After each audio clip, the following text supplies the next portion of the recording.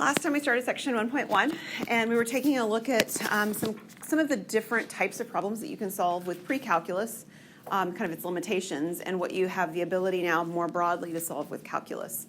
And we'd gotten to the point where we were considering a very specific example, and we were talking about tangent and secant lines. Does everybody remember doing that? Lovely.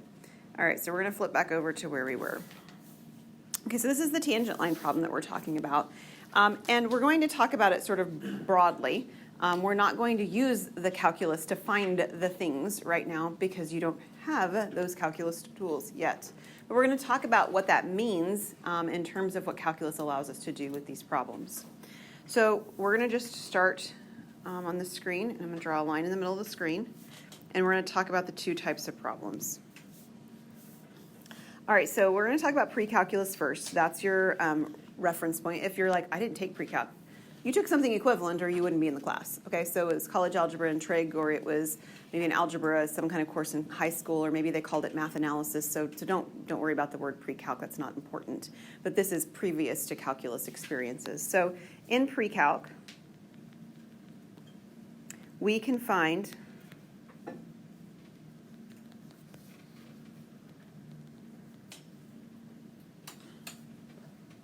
the slope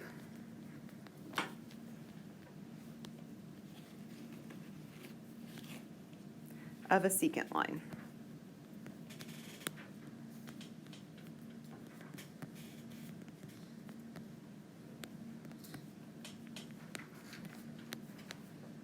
We can use 2 points on the curve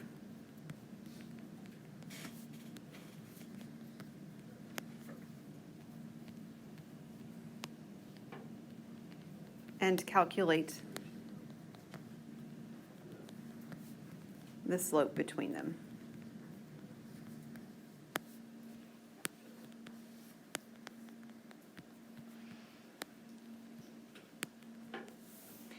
And just for some perspective, we're going to draw a picture and remind you of how that, how you can think about that from a graphical standpoint. So I'm drawing a random kind of curve. There's nothing special about this particular shape. And we're going to take 2 points on the curve.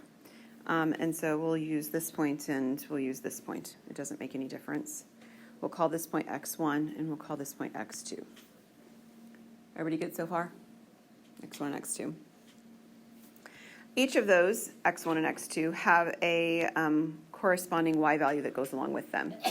So over here, right, if I kind of trace over to the left-hand side, for each of them, there's a corresponding y value. So this one corresponding to x1 we'll call y1, and the one corresponding to x2 we'll call y2. And if we were to want to find the slope of this line that connects these points, I'll draw the line in.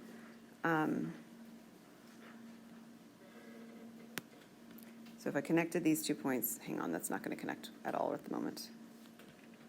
That's better. If I were to connect those 2 points with the line and I wanted to find the slope of the line, does anybody remember how I find slope? Right, y2 minus y1 over x2 minus x1. Okay, basic algebra stuff, right? You could totally do that. You can do it with any 2 particular points on the curve. Any 2 particular points is going to give you a different slope because it's going to create a different line. Like those are things that are going to happen, but we can make that calculation.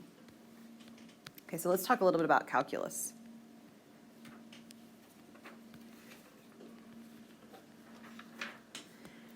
In calculus, we can find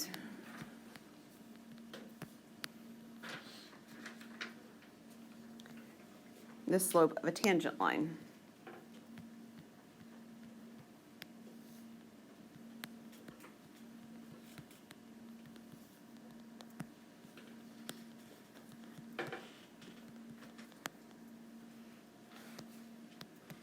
How? Well, we do this by using secant lines.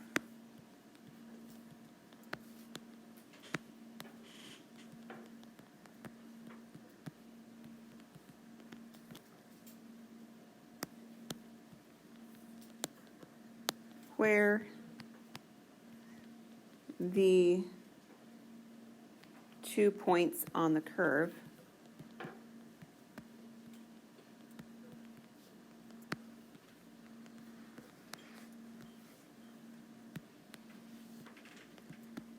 Get closer to one another.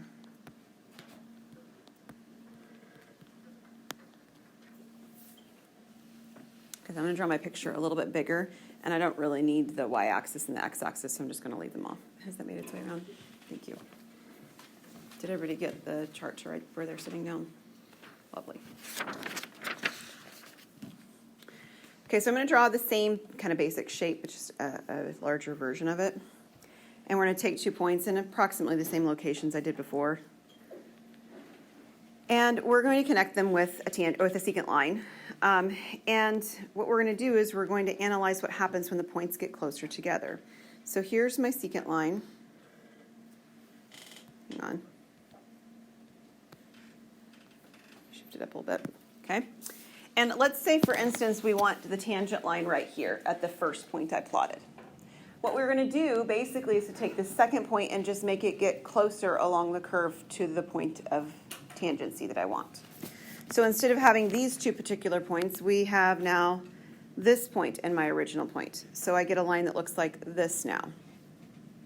And then I just get closer and I say, okay, well, let's use these 2 points, and we create this line now instead. Right? And the points just get closer and closer to the point where I really want the line of tangency. I'll draw it in a different color. We'll use green. And that point of tangency line would have looked like this, roughly speaking. So as those points get closer and closer, those lines get closer and closer to the line that's green. And I'm able to approximate, at least with pre-calculus techniques, approximate with calculus techniques, find exactly the slope of that green line instead of all those blue lines. That's what calculus is going to allow us to do. There's another type of problem we're going to look at, and you can see the difference between the techniques. This is the area problem, and this is something we encounter in our course, but not until maybe some point in November we'll be doing the area problem. So in the area problem, we're going to talk about area, obviously, right? So in pre-calc, we can find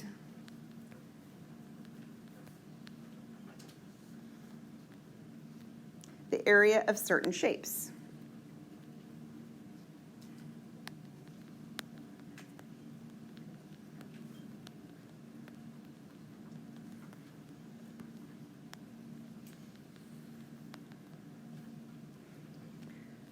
Shapes like, let me shift this over a little bit. Rectangles, circles, etc. Right? There's lots of things we can find the shape of that are very specific, or area of that are very specific shapes. Mostly the way that we do this is we use formulas.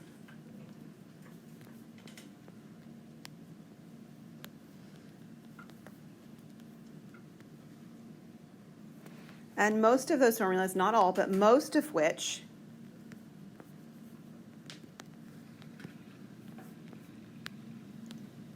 are based on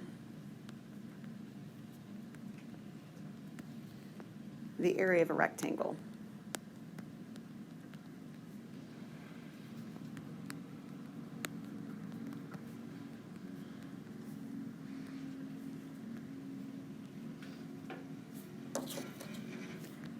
And that area of the rectangle formula, of course, is area equals length times width.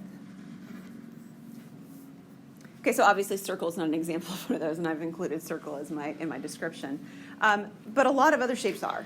The area formula for a triangle is based on the area formula of a rectangle. The area formula for a trapezoid, based on the area formula for a rectangle. Area formula for a parallelogram, based on the area formula for a rectangle. So a lot of them go back to this idea of rectangles. The reason I mention it, because we're going to use that same idea, those rectangles, when we do calculus. We're just going to be using it for arbitrary shapes instead of a concrete, like descriptive, like I can tell you what the shape is, like trapezoid, right? It doesn't have a name. It's more ambiguous. So in calculus, what does this look like? Well, in calculus,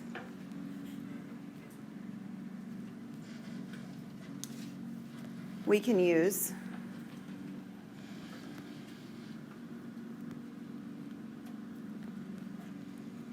the area of a rectangle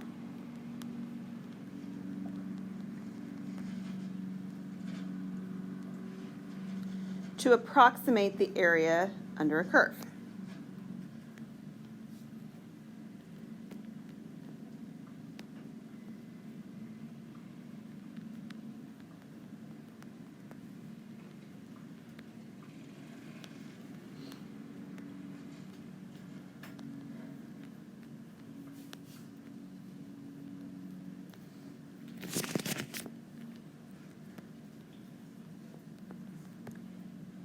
Then we let the width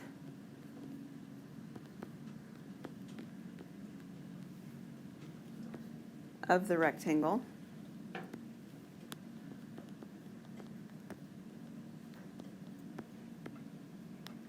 approach 0.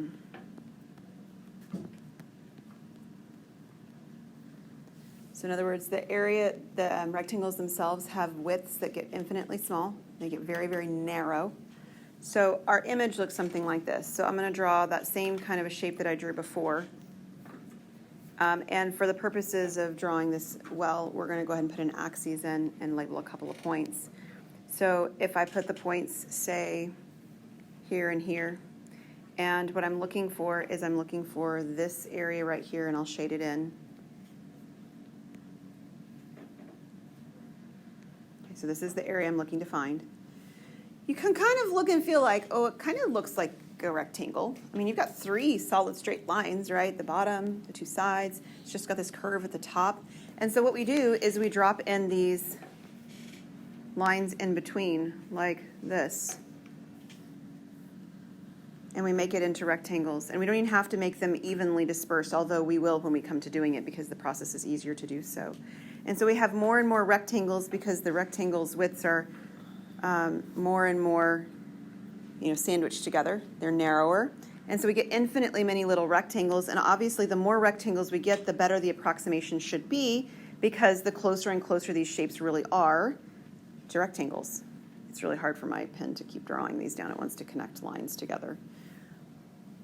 But this is what's happening. We've got infinitely many rectangles. As long as the rectangles' widths are going to 0, it approximates, again with pre-calculus techniques, the area under that curve. And then with calculus techniques, we're able to approximate it, or not approximate, but find it exactly. Okay, so these are the kinds of things that we're going to be able to do with calculus spread across our semester. A lot of your questions in WebAssign, and then when you get to the quiz as well, remember I would encourage you to print off the homework quiz questions that are side of Canvas so you can practice those before Wednesday. You'll have your first quiz on Wednesday. They're going to be phrased kind of like this. Decide if the following problem can be solved using pre-calculus or whether calculus is required. Okay? And again, the big difference really has to do with whether things are like an arbitrary curve or whether they're a straight shape that you're familiar with. That's really the biggest difference between pre-calc and calculus ideas. If you can do it with pre-calculus, do it. And if you can't do it with pre-calculus, explain why, and then use a graphical or numerical approach to estimate a solution. Okay, so we're going to do a couple of problems that have these directions. The first one says we've got an equation, f of x equals 4x plus 3. And it says, what is the slope of this curve at x equal to 2? So just thinking first, what is this an equation of? Because this is going to be the kicker. What is it? It's the equation of a line. It's an equation of a line. And a line is a straight object, yes? Much like a rectangle compared to the shape that we just did, right? It's not straight along the top. It's curved. So when we have something that's straight, we're able to use what? Pre-calculus. We can use pre-calculus to do this problem because it's a line. So if you imagine what it's looking like, you can probably tell me some features of this line. What is this line's y-intercept? We'll start with that. It's 3. And what is its slope? 4. So something of this nature is what we could draw, right? And then we can connect it with a line between the two. and we should be able to find the slope. It's a line. We know how to find the slope of a line, right? And in fact, the way I even drew it, you actually have 2 points that I've already plotted if you'd like to use those to create the slope of the line, if you weren't familiar with it. But you probably know it based on the description it is. What is the slope of this line based on the equation? Yeah, the slope is 4, right? We used that in the creation of our line. Now, could they give you a verbal description? Sure, they could give you a verbal description that says these 2 points lie on a line. Find the slope, just like you would have done, in Algebra 1. You could do it that way too, if the question had been phrased that way. Now, we need to answer one more thing. I asked it, I just didn't write it down. It's pre-calc, right? So we've done all the things we've been asked to do. We've identified that it's a pre-calculus concept. We have actually found the solution, and so we're done. All good? Easy enough? The pre-calculus stuff is going to go real quick for you. It's the calculus estimation ones that take longer. So let's take a look at the next one, because it's going to be calculus. I'm just going to spoil the fun right now and tell you that. I'm telling you it's calculus, but you should know why. Why is this going to take calculus to do it? It's a curve. That equation is not a line. In fact, you probably know what the equation is. What is it? It's a parabola. It's quadratic. You can call it both things, right? This is a parabola. A parabola does not have a constant curve or constant slope, right? Sometimes it's very shallow, like when you hit the minimum or the maximum, right? It's flat. But then other times it's going to be very steep or very shallow. It changes. So the first answer is that it's calculus. And literally the reason why is because it's a curve. That's it. If you want to be more specific and say it's a parabola, fabulous, but you don't have to. It's simply a curve. Okay, so the techniques of using pre-calculus to estimate this are what I want to show you in particular on this problem.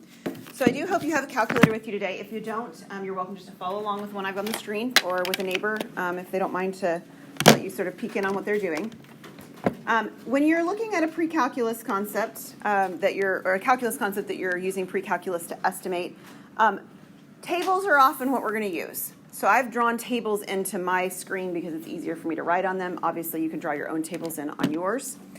And what we're going to do is we want our x values to get close together, right? That's what we said about this secant line, tangent line problem is we want the x values to get closer together, correct? So as we take a look at this particular problem, they give us one of the x values, in fact, the x value where we want to find the tangent line. They tell you x equal to 2, right? So we need to use x equal to 2 in all of our calculations, and we need to use values that are close to 2. So the typical convention to doing so is to use values like this. 2.1, is it close to 2? Yeah. And then we just make it get closer, and we do it with a very structured way of thinking, 2.01. And then the last one is 2.001. But we can't just do it from one direction. We need to do it from both directions. So 2.1 was slightly bigger than 2. What might we want to do on something on the other side that's slightly smaller than 2? 1.9 would be it, yeah. So 1.9, and then 1.99, and 1.999. Okay, everybody good so far with why we've chosen those values? It's okay? All right, I'm going to be switching back and forth between this screen and the document camera screen so I can show you my calculator, so we can make sure everybody's calculators are set up to be able to utilize these features well and get the kind of answers that we're looking for. Think about what I'm doing. That's on, so...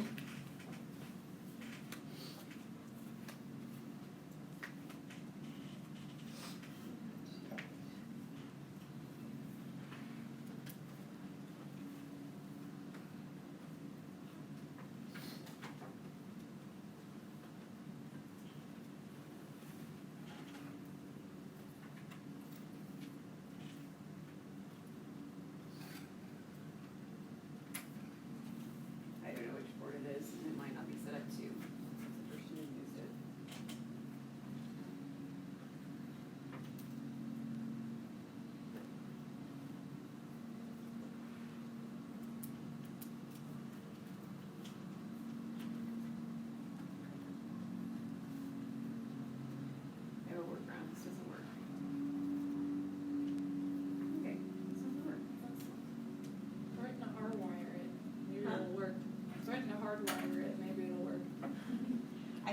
probably our document camera is not connected anymore. Somebody probably disconnected it over the summer. That's probably what's going on.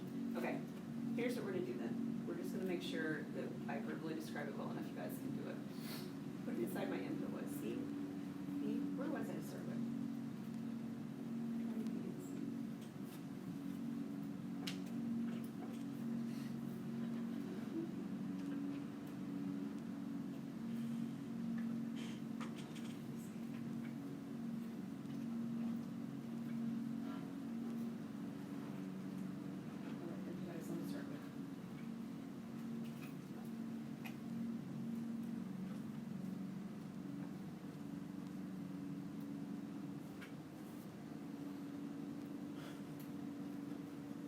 One years of technology. Oh, it's really great. That's what I get for taking it off the screen. It was already on, right?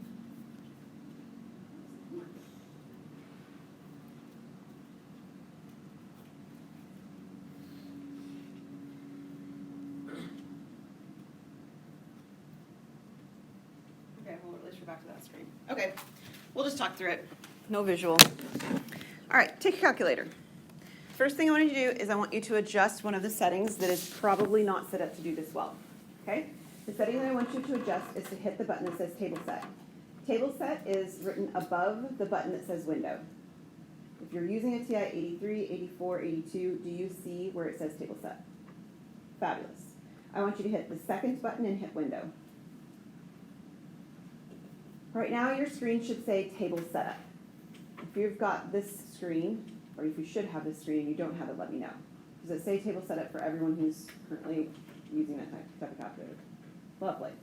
What I want it to say, I don't care what it says on Table Start, I don't care what it says on the triangle with the table equals, none of that matters. What matters is that it says Independent Ask Dependent Auto. Is everybody tracking with me? Independent Ask Dependent Auto. Okay, we're good? Excellent. What I want you to do is I want you to go into your calculator, into your y equals, hit y equals, and we're going to put in the equation that we're working with. So 3x squared plus 2x minus 4. Okay, so right now you should be on a screen that says plot 1, plot 2 at the top, plot 1, plot 2, plot 3. None of those should be highlighted. If they're highlighted, unhighlight them. And it should now say y1 equals 3x squared plus 2x minus 4. If you're stuck, you need to let me know as soon as possible so we can get it fixed quickly, okay? So far so good. Excellent. What we're going to do next is we're going to go into the table. Now again, along the top of your screen you have buttons that say Y1, Window, Zoom, Trace, Graph. And above the button that says Graph says Table. You see it? Kind of like the Table Set button. So you hit the second button, the one that says second, and hit the Graph button, and you should see a table that says X and Y1. There may or may not be numbers in it right now. That's irrelevant at the moment. But does it say X and Y1? Okay. Just delete the numbers that are beside or in the X column. It needs to just be blank. Okay. Again, so far so good. We're going to put these values in the X column now. 2.1, 2.01, 2.001, 1.9, 1.99, and 1.999. And I'm going to write down what mine say, and if yours don't match, let me know, because we need to check your calculator and see what's going on. So the first one should say 13.43, and then 12.14, and then 12.014. On the 1.9s, they should say 10.63. 11.86 and 11.986.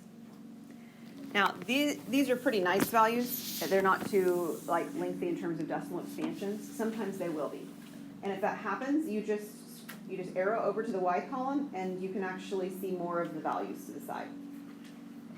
Okay, so if I've got the highlighting on the 11.986, it really says 11.986003.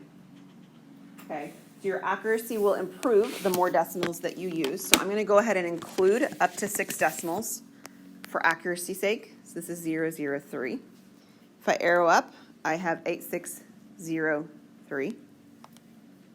This one is 6, 3. And then over in the 2.0-ish column, it's 12.014003 and 1403. That's actually what it has. Don't do anything more than 6 decimals. There will never be an accuracy issue that will be tainted by fewer or more than 6, okay? None of that's going to happen. Okay, everybody good so far? Y'all know how to find slope, right? We wrote down the equation a little bit ago.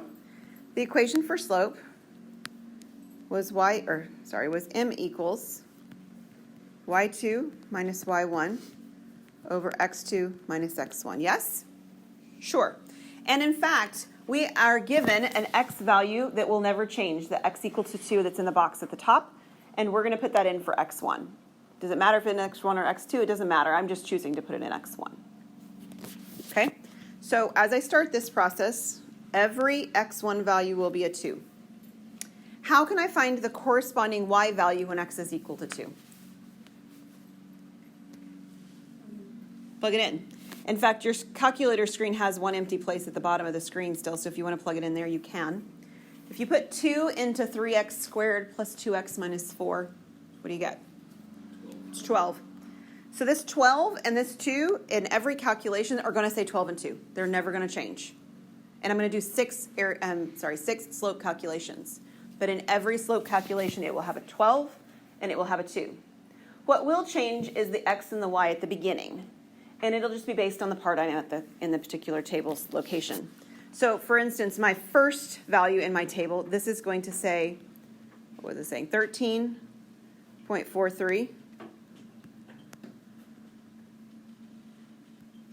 And 2.1.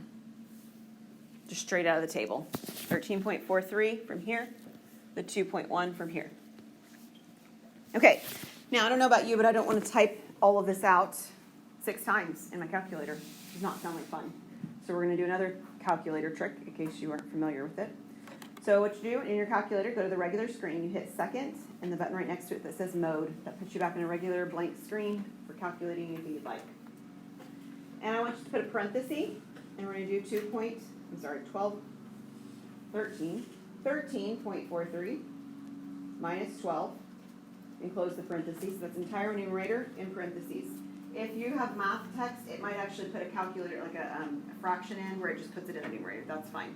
There's 2 different operating systems on TI at this level. So yours might already stick it in the numerator. It doesn't matter if there's parentheses. Mine, it matters. So I got to put the entire numerator in parentheses, and then division sign, and then I start the denominator in parentheses as well. Again, if it's already looking like a fraction, you don't need to worry about the parentheses. The denominator now is 2.01 minus 2. And I close my parentheses. So let me write what my screen looks like. Some of you will look like this, which is great. It just looks like a fraction. Some of yours might look like mine, which looks like this. 13.43 minus 12 divided by 2.1 minus 2. Yes? So I'm writing down what you're putting in the calculator, so whenever I get one, I know what Yes. to do. You said for like the denominator to do 2.01, do you mean like 2.1 since we're using 13.43? Yeah, 2.1. It's on the screen right there. I probably misspoke. Yes. I was just trying to Yes, 2.1. They just will be in pairs, whatever the pair is. Yes, thank you for clarifying. Okay, we're going to hit enter. What does it tell you for the slope? 14.3. And so 14.3 goes here. That's the slope when I use the value of 2.1 and the value of 2. Here's the cool thing about your calculator. You could type it all in again, right? You could. Agreed? But do you really want to? Not really. If you could do it without having to type it all in again, you know, like copy-paste kind of stuff, like a computer, that'd be nice. There is a way to do that. If you hit the second button, the top left-hand corner, and you hit the entry button, or the button that says enter in the top left, bottom right corner, it will bring up what you just typed, and you can change it. So you can go back and you can say, okay, now I don't want 13.43. I want this 12.1403. Now, if I type in 12.14 and I keep typing, it's just going to type over other things. So I need to insert. There's a button right at the top too that says insert delete. It says insert on top of the button. It says delete on the button. If you hit second and then the delete key, it will allow you to insert. So now mine actually says 12.1403 minus 12. And you can do the same thing for the 2.1 to turn it into 2.01. You do second, delete key, 0. Now it says 2.01. And I can press enter. Okay. Did everybody have good luck at getting their calculator to do those features? Sorry, I can't show you. We'll get that fixed. What did it tell you for the slope for this? 14.03. Mm-hmm. It's 14.03. Good with that? We're going to do it again. Now we've got the 12.014003. So hit second entry, pulls it back up. Oops. 12.0140. And I insert two more values to do 0.3. And then I do 2.001.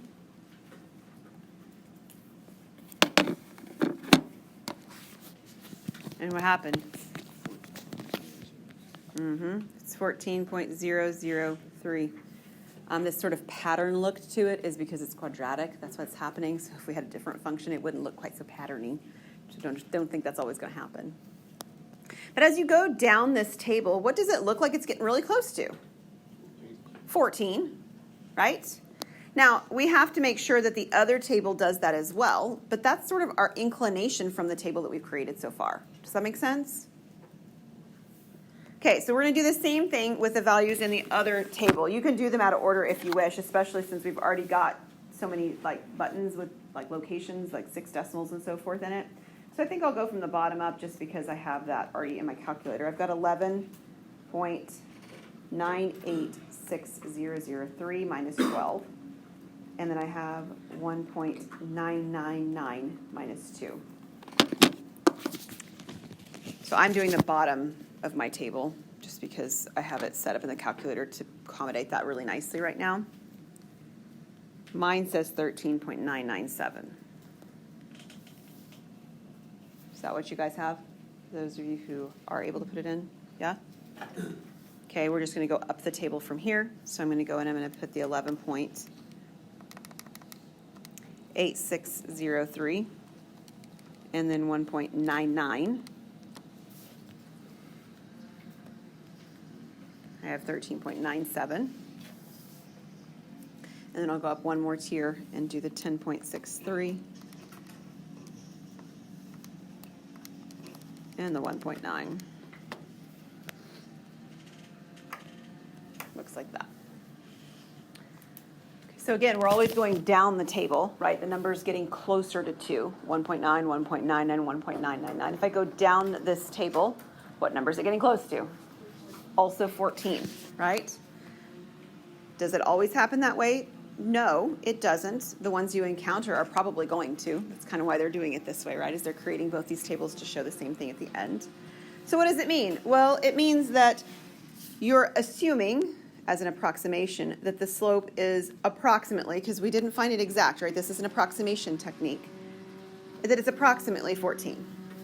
The reality is it's exactly 14, but what you did here didn't prove that, right? It's a numerical estimation process. You're looking at patterns and how they're expanding. But the expectation is that the slope is 14 using pre-calculus techniques for a calculus concept because it was a curve. Does that make sense? Now, inside of WebAssign, there will be problems that will look like this where you're actually asked to approximate things, right? When we get to the quiz, if it's calculus, I will simply ask you to tell me that it is calculus and why. If it's pre-calculus, I'll ask you to find it because I don't want to take 15 minutes on a quiz to do this particular problem. It's not in our best interest in time if that's what I ask. Does that make sense? Okay, any questions before we end this one? Okay. Okay,